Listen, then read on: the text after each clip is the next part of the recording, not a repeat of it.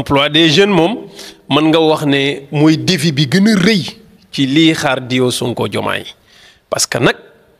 nguur gi moom jeunesse bi ñoo ko moom loolu mooy dëgg ñoo ko xeex ñoo ko voté ñoo ko taxaw ñoo ko aar ci ñoom la ko yàlla jaarale bokk moo tax xëy na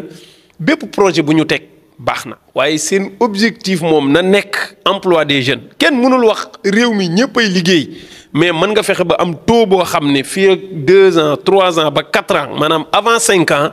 da nga teg ci loxo ndaw ñi ñu lu wane ne mboolem régime yi fi jaar amul ku mës a réussite taux bu toll nii ci liggéeyu ndaw ñi parce que ku gis lii xam ne ndaw ñi bëgg nañoo liggéey. ndaw yi bëgg nañ liggéey. torop mais dañoo gisul lu ñu liggéey te man lii du ci lii kese laa ko gisee man exemple bi ma ci daan joxe mooy Kër Massar Kër Massar ngay dem station ba fekk ay centaine de jeunes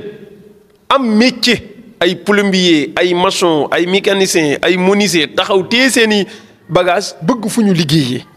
toog di xaar ay centaine man dañuy xëy yor seen ay matériel toog ci suufu pont bi di xaar ku leen woo mu leeral ne kii chantier rek lay wër. ay journalier la ñuy def quoi. jeex na fu ñu ko gisee dem man booba laa xamoon ne ndaw ñi bëgg nañu liggéey dañu gisul fuñ war a liggéeyee liggéey bi nu xam léegi nag loolu nag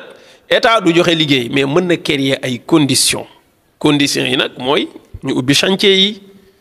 ñu créer ay usines dooleel secteur privé bi ndaw ñi mën fa dem ñu xoslu ji am dara.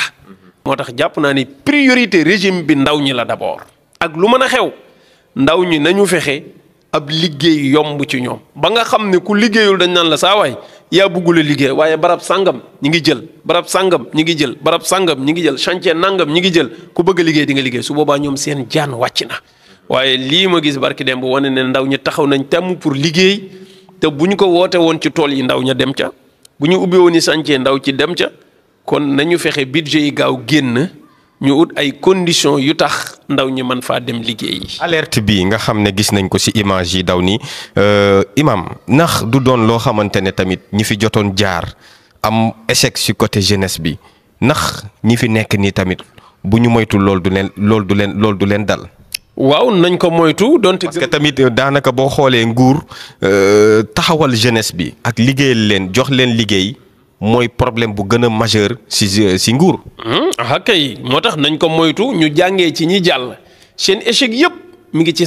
sàggane jeunesse bi di dooleel sport di dooleel làmb defe na jeunesse bi bu ñu fa nekkee di fo rek jeex na or que concentré woon benn yoon ci liggéeyu ndaw ñi moo tax ma jàpp ne leçon boobu ñoom danañ ko tari donte mën naa nangu nag ne teel na man jàpp naa ne